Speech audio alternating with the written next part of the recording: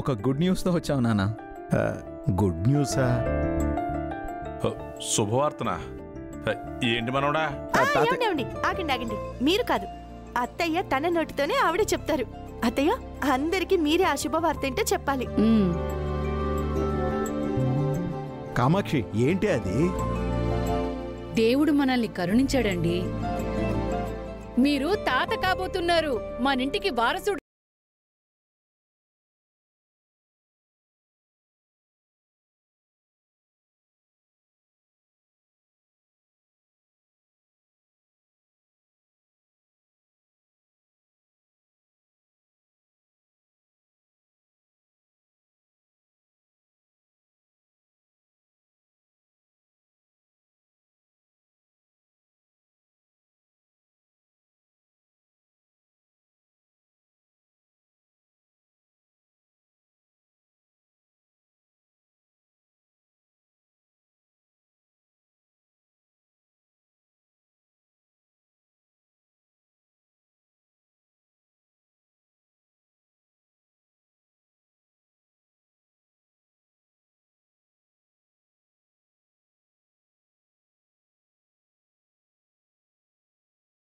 గుండమ్మేమో పెద్ద, తాతయ్యేమో ముత్త.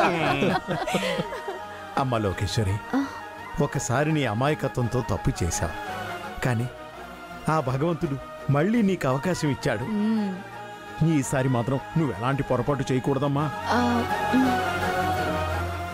ఈసారి మా వారసుణ్ణి మా చేతుల్లో పెట్టి తీరాలి. ఇందులో ఏమాత్రం తేడా జరిగిందో. అత్తయ్య అత్తయ్య, మీకు ఆ భయమే అవసరం లేదత్తయ్య. ఇక నుంచి ప్రతి క్షణం లోకేశ్వరిని కంటికి రెప్పలా నేను కాపాడుకుంటాను.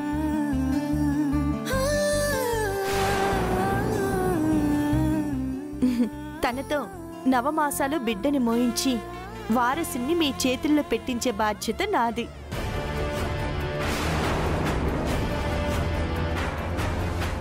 మా గుండమ్మ బాధ్యత తీసుకుందంటే అబ్బాయి, ఇక నువ్వు మనవని తీసుకుంటే అంతే.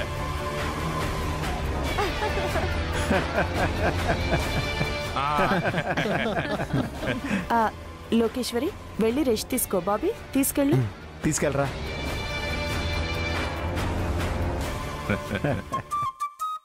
అమ్మ గుండమ్మ, ఇంకా అలా చూస్తావేంటమ్మా? స్వీట్స్ తయారు చేయి, వెళ్ళు. మా అందరికీ స్వీట్స్ పెట్టవా? వెళ్ళమ్మా. అలాగే.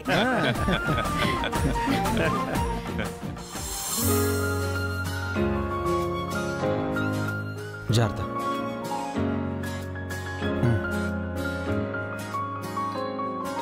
జాగ్రత్త, కూర్చో. జాగ్రత్త.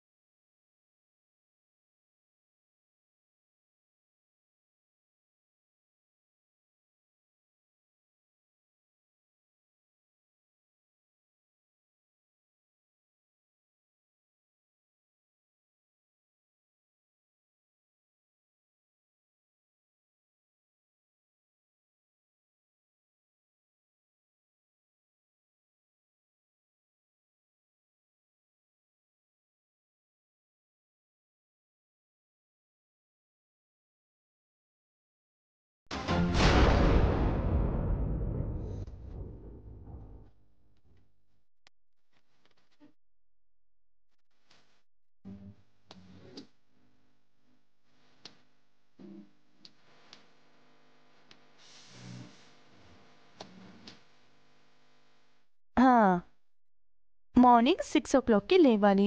6:30 వరకు యోగా చేయాలి. 6:30 నుండి 7 వరకు జాగింగ్. యా.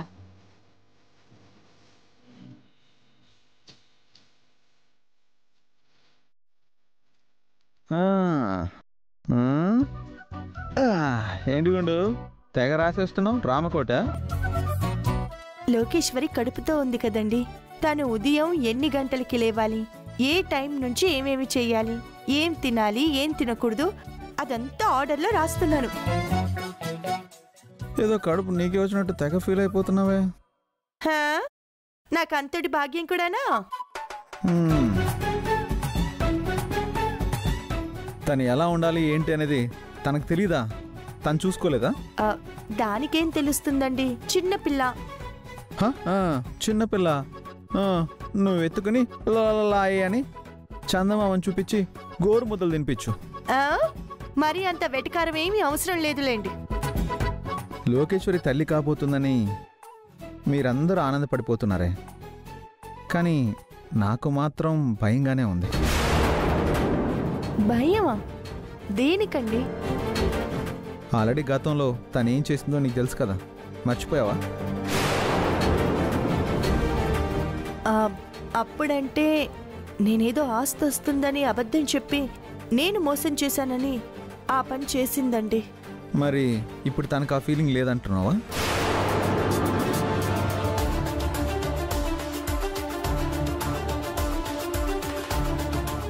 ఒకవేళ మళ్ళీ అలాగే ఆలోచిస్తే? యాండి, అలా అనకండి. మళ్ళీ అలా జరగకూడదు. దానికి అసలు అలాంటి ఆలోచనే రాకూడదు. నేను కోరుకుంటున్నది అదేనే. కాకపోతే ఏంటండి ఇలాంటి డౌట్ పెట్టారు మీరు? మరి నా డౌట్ కరెక్ట్ కాదంటావా? 100% కరెక్టేనండి. మీరు చెప్తుంటే, దాని ప్రవర్తన చూస్తుంటే నాకు కూడా ఇప్పుడు అదే డౌట్ వస్తోంది. ఈసారి లోకేశ్వరి ఏ మాత్రం తేడా చేసినా మా అమ్మ కాదు కదా, ఈ ఇంట్లో తన్ని ఎవ్వరూ క్షమించరు. మళ్ళీ అలాంటి తప్పు చేయాలనే ఆలోచనే లోకికి రాకుండా చూసుకుంటానండి. ఏం చూసుకుంటావు, ఎలా చూసుకుంటావు? 24 గంటలు తన పక్కన నువ్వేం ఉండలేవు కదా. పోనీ మాకిలా డౌట్ ఉంది, నువ్వు ఒకసారి చూసుకురాని బాబీకి ఒక మాట చెప్తే? మీ డౌట్ని బాబీకి చెప్తే ఇంకేమైనా ఉందా అండి? లేదండి, అది కరెక్ట్ ఆలోచన కాదు. మీరు చెప్పినట్టు 24 గంటలు లోకేశ్వరి పక్కనైతే నేను ఉండలేను. కానీ 24 గంటలు దాని పక్కనే ఉన్నట్టుండాలి. లోకేశ్వరి ఆలోచన, లోకేశ్వరి ప్రతి కదలిక, ప్రతి క్షణం నాకు తెలుస్తూనే ఉండాలి. దానికి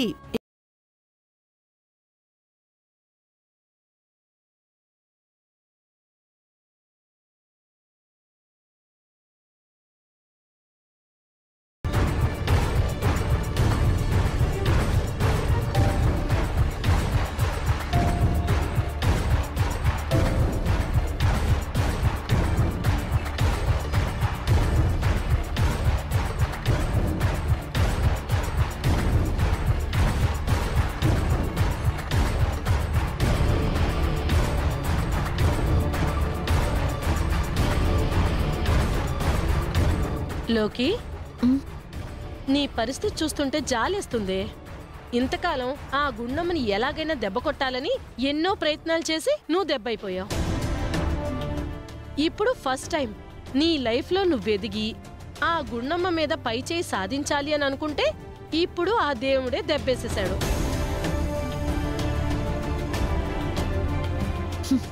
అదే నాన్నమ్మా, ఈ ఇంట్లో వాళ్ళే అనుకుంటే ఆ దేవుడికి కూడా నా మీద కనికరం లేకుండా పోయింది.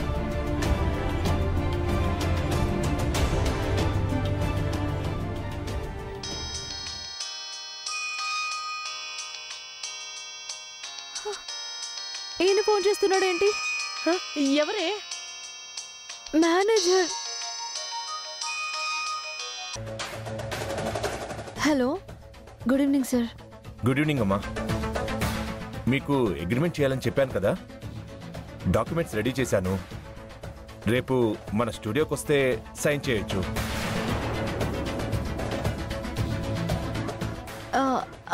రేపా? ఏమ్మా, రేపు కుదరదా? ఏమైనా పనులుంటే పోస్ట్పోన్ చేసుకోండి. ఎట్టి పరిస్థితుల్లో అగ్రిమెంట్ అయిపోవాలి. అలాగే సార్. నాకొక డౌటు. ఏంటి? అగ్రిమెంట్ అయిపోయిన తర్వాత టాలెంటెడ్ మోడల్స్కి చాలా మందికి ట్రైనింగ్ ఇస్తారు కదా, ఇన్ కేస్ ఎవరైనా అమ్మాయికి హెల్త్ ఇష్యూస్ కానీ మరేదైనా ప్రాబ్లం లాంటిది కానీ ఉంటే కూడా ట్రైనింగ్ ఇస్తారా? నో, అలాంటి ఇష్యూస్ ఏమైనా ఉంటే అసలు అగ్రిమెంట్ చేయం కదా.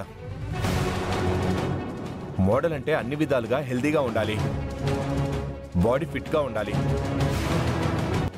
బాడీ ఫిట్నెస్ ఎక్కడుంటుంది? అవును, ఈ విషయం నువ్వెందుకు అడుగుతున్నావు? ఏం లేదు సార్, క్యాజువల్ డౌట్ అంతే. సరే, రేపు ఒకసారి స్టూడియోకి వచ్చి కలవమ్మా. Okay sir.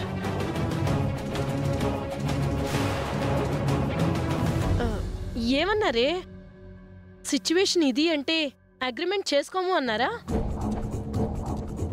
నువ్వు ఫోన్ మాట్లాడుతూ డల్ అయినప్పుడే నాకు విషయం అర్థమైంది. ఈ విషయం నేను చెప్తే కదా వాళ్ళకి తెలిసేది. ముందు అగ్రిమెంట్ చేసేస్తా. నేను రేపే స్టూడియోకి వెళ్ళాలి. అసలు ఎక్కడికి వెళ్తావే? ఎలా వెళ్తావు? నిన్న మొన్నటి వరకు పరిస్థితి వేరు, ఇప్పుడున్న పరిస్థితి వేరు. అడుగు తీసి బయట పెట్టాలి అంటే గడప దాటం కాదు, ముందు ఆ గుండమ్మని దాటాలి. నువ్వు తల్లివి కాబోతున్నావు తెలిసిన తర్వాత ఈ ఇంట్లో పోయిన ఆనందాలు తిరిగి వచ్చేశాయి. ఇప్పుడు అందరి కళ్ళు నీ మీదే ఉంటాయి. గడప దాటం అనేది జరిగే పని కాదే. నాకు టైం లేదు, కానీ నేను ఆగిపోవాలని అనుకోవడం లేదు. ముందు అగ్రిమెంట్ చేసేస్తే ఆ తర్వాత ఏం డెసిషన్ తీసుకోవాలో, నా ఫ్యూచర్కి ఏది మంచో అదే చేస్తా.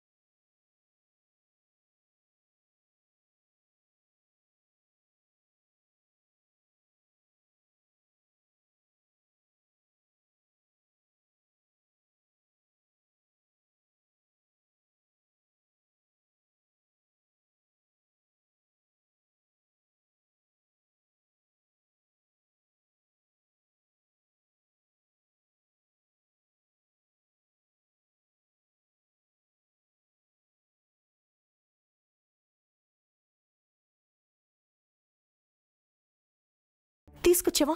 తీసుకొచ్చానక్క.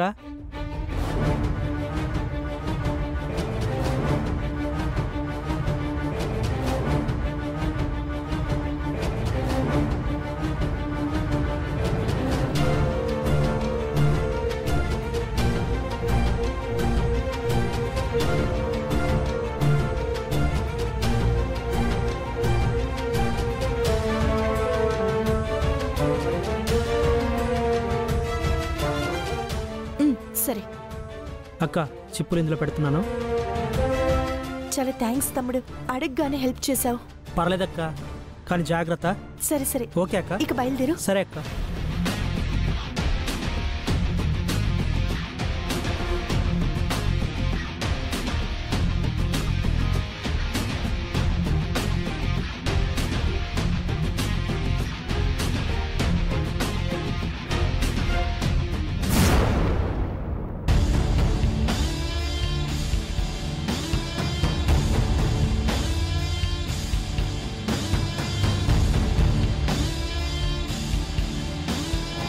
నో, అలాంటి ఇష్యూస్ ఏమైనా ఉంటే అసలు అగ్రిమెంట్ చేయం కదా. మోడల్ అంటే అన్ని విధాలుగా హెల్దీగా ఉండాలి, బాడీ ఫిట్గా ఉండాలి. తల్లైతే మోడల్ ఏంటి, బాడీ ఫిట్నెస్ ఎక్కడుంటుంది?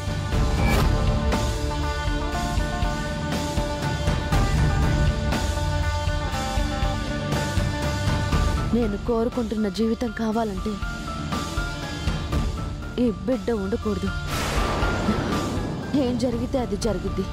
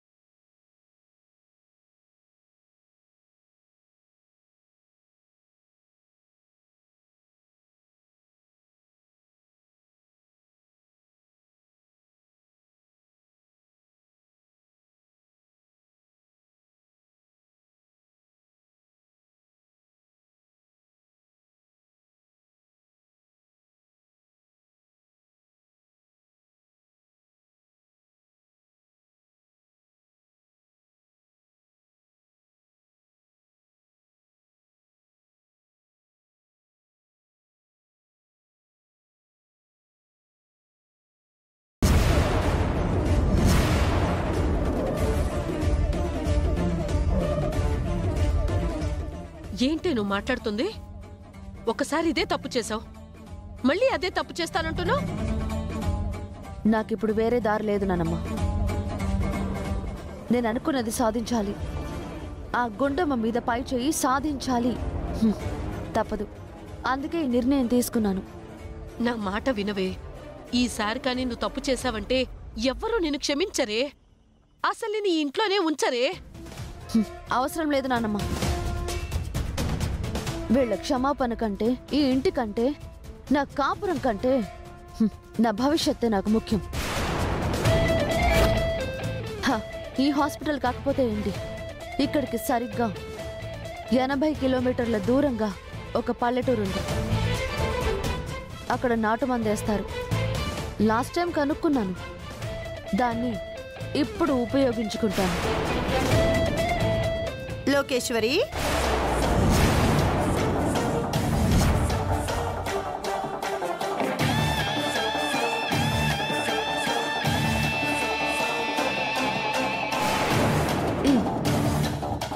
ఇదిగో జ్యూస్ తీసుకో.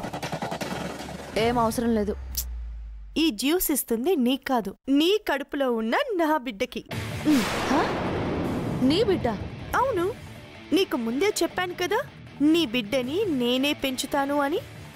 కానీ ఇది నేనే. అవ్వచ్చు లోకి, కానీ నీతో దగ్గరుండి బిడ్డని కనిచ్చేది నేను. ఇదిగో నువ్వు మొండి చేస్తే నేను మొండిగా ప్రవర్తించాల్సి వస్తుంది. అంతవరకు తెచ్చుకోకు, జ్యూస్ తాగు. దాన్ని ఎందుకే రెచ్చగొడతావు? నువ్వు కాదు కూడదు అంటే నీ కాళ్ళు చేతులు విరిచైనా తాగిస్తుంది. అబ్బా, నా నమ్మకే అర్థమైంది, నీకింకా అర్థం కాలేదా? తాగు, తాగే.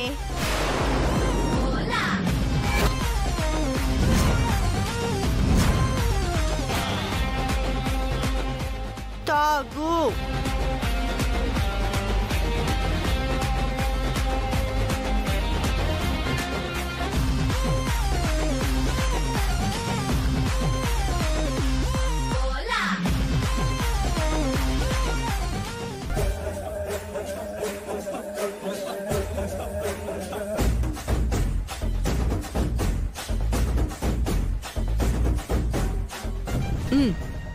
సరే రెస్ట్ తీసుకో.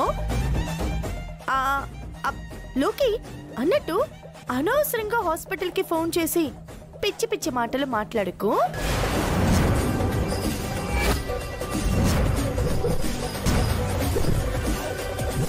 ఎందుకంటే నువ్వు అలా ఫోన్ చేస్తే ఏం చెప్పాలో నేను ఆల్రెడీ వాళ్ళకి చెప్పేశాను. వాళ్ళెవ్వరూ నీకు హెల్ప్ చేయరు. నువ్వు కాదు అని మళ్ళీ ఫోన్ చేసినా ఛీ అంటారు.